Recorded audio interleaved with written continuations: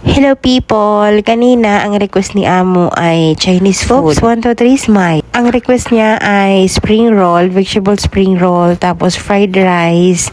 Nag-request din siya ng beef stir fry at white rice. Kanina, last day na meron kaming bisita dito. Dito kasi nag-sleep over yung bisita or friend ni Amo kong babae for 2 days. Pagka nasa business trip yung Amo kong lalaki, ganito yung Amo kong babae dito. Tatanggap ng bisita or it's either siya yung pupunta. Sa fried rice, nagsaing na ako ng maaga para lalamigyan siya. Papalamigin muna natin. Bago ko lutuin yung palaman ng ating vegetable spring roll, dito muna tayo sa ating white rice dahil naluto na siya.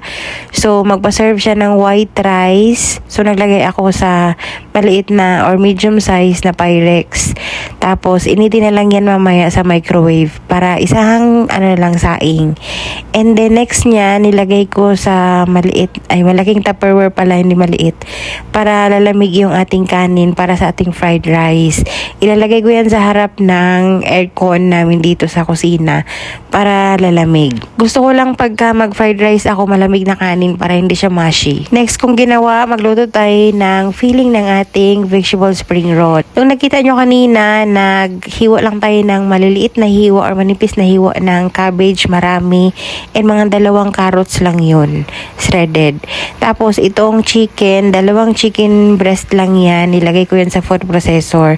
Pwede nyo naman hiwain yan ng maliliit. Tapos iisa lang natin yan sa bawang, sibuyas, nilagay tayo ng oyster sauce, kunting soy sauce, sesame oil, naglagay tayo ng paminta and broth cubes. And super dali lang yan maluto dahil kailangan half cook lang talaga yan.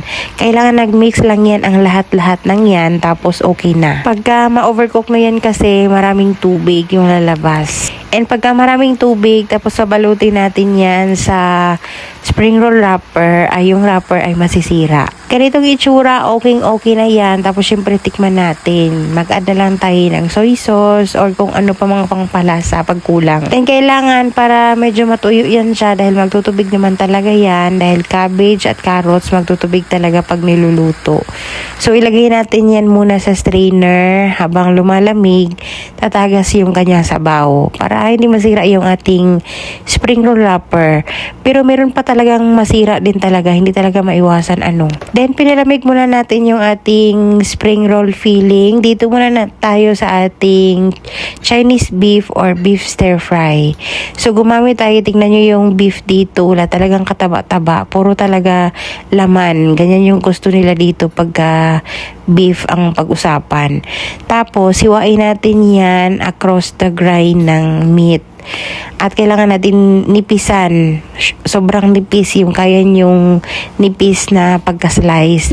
And then, i-marinate natin yan sa garlic powder, onion powder. Naglagay ako ng mga 2 tablespoon ng cornstarch, paminta, naglagay tayo ng sesame oil. Then, naglagay ako ng oyster sauce at naglagay ako ng konting-konting baking soda. Nakakatulong mag-moist yung ating karne dyan sa ating baking soda and yung ating cornstarch. And yung ating baking soda, tinutulungan din yung ating beef dyan para lalambot or mas lalambot pa. Set aside muna natin yung ating beef. Dito muna tayo sa ating mga vegetable para yan sa ating beef stir fry. So, hiwain lang natin yung mga white onion. Mas maraming white onion, mas masarap. Malalaking gayat yung ginawa ko. And then, naglagay ako ng carrots. Dapat walang carrots yan. Pero yung bunso namin, gusto yan na may carrots. Tapos, colored bell pepper. Next naman, dito naman tayo sa sauce ng beef stir fry. So, water, tamang kutob-kutob. At naglagay tayo ng ketchup, oyster sauce, depende sa inyong kutob, no? Pagka maraming beef, syempre damihan nyo yung sauce. Naglagay tayo ng paminta, asukal, asin. Naglagay pa tayo dyan ng oyster sauce and soy sauce. Next ko namang prepare, ito namang mga sangkap para sa ating fried rice. Nag-slice tayo dyan ng hot dogs na marami dahil marami, mas masarap. And ito yung ating packaging sa mga magtatanong, beef po yan na hotdog. Nagayat na rin tayo ng sibuyas and carrots carrots, tapos 5 itlog. Scramble natin yan para sa ating fried rice. Naka-prepare na lahat. Magluto na lang tayo mamaya para tuloy-tuloy na. Kailangan natin i-prepare and medyo maaga pa para iluto.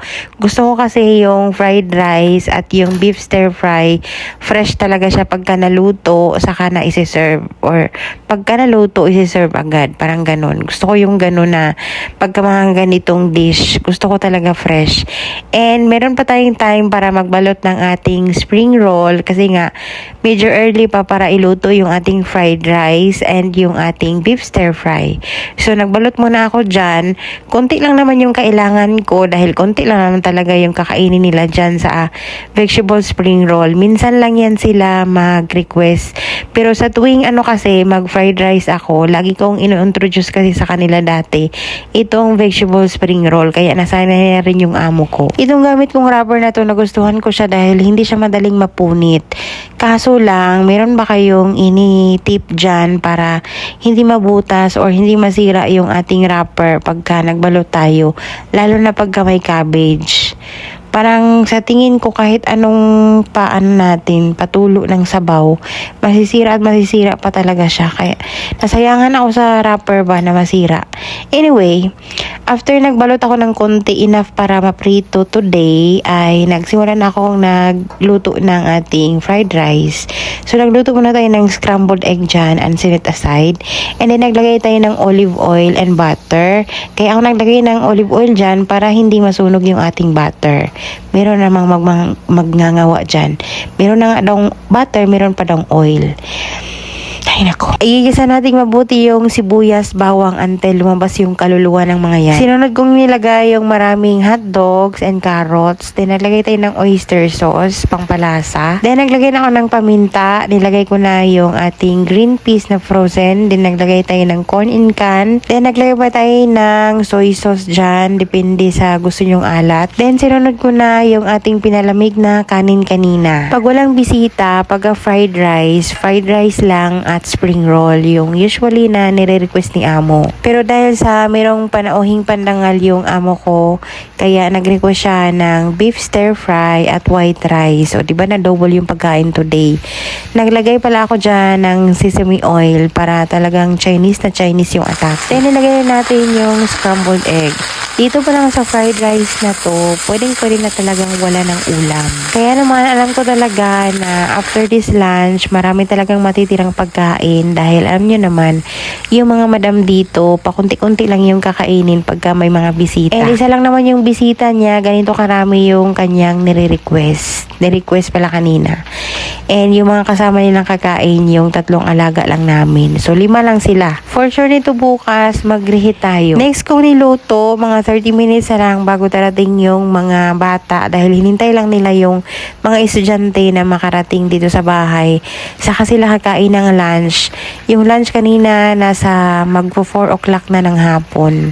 Kasi yung pangalawang alaga namin dito, mga alas 3 siya darating sa bahay. So hinintay yun, then saka sila nag-lunch, tapos saka umuwi yung bisita.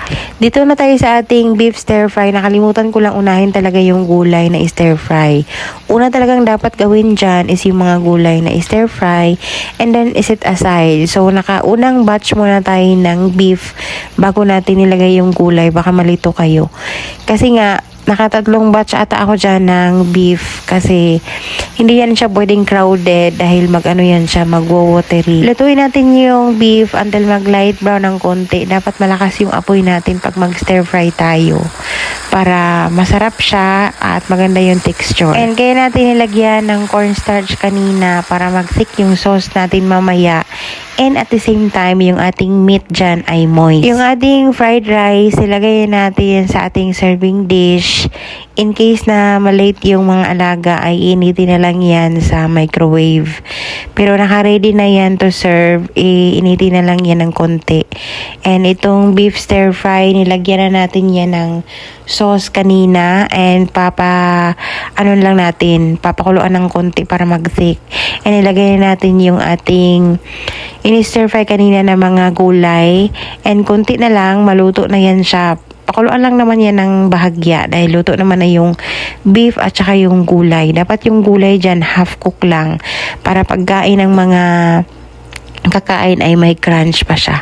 Nagluto na ako dyan ng spring roll. Ano na yan? On the way na yung alaga kong hinintay na lang. Yung isang alaga namin kasi medyo late talaga yung ano niya, end ng school or uwian niya. Kaya late na talaga yung aming lunch dito pagka school time. Sakto namang dumating yung alaga. Tapos na akong nagluto ng spring roll and sinerve na namin yan. Kumain pala sila sa labas ng bahay doon sa Kema or yung separate na room kung saan tatanggap ng mga bisita yung mga amo. So, sawa natin sa ating lumpia. Si Ben ang gumawa. Meron naman tayong lumpia na this one. Kaya sawa-sawa. Pero mas masarap tong ganito. And ano sa'yo daw? White rice ako.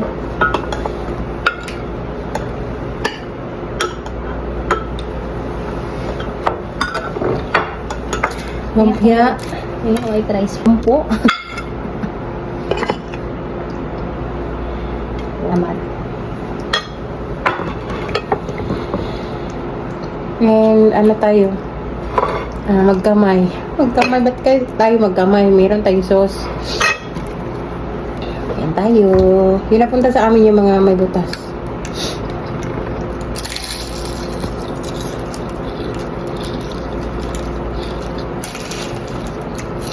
Lang ang hangin sa gawan.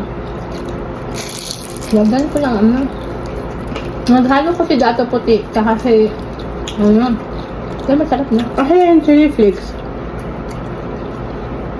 Hindi. Lagay ko sa rep.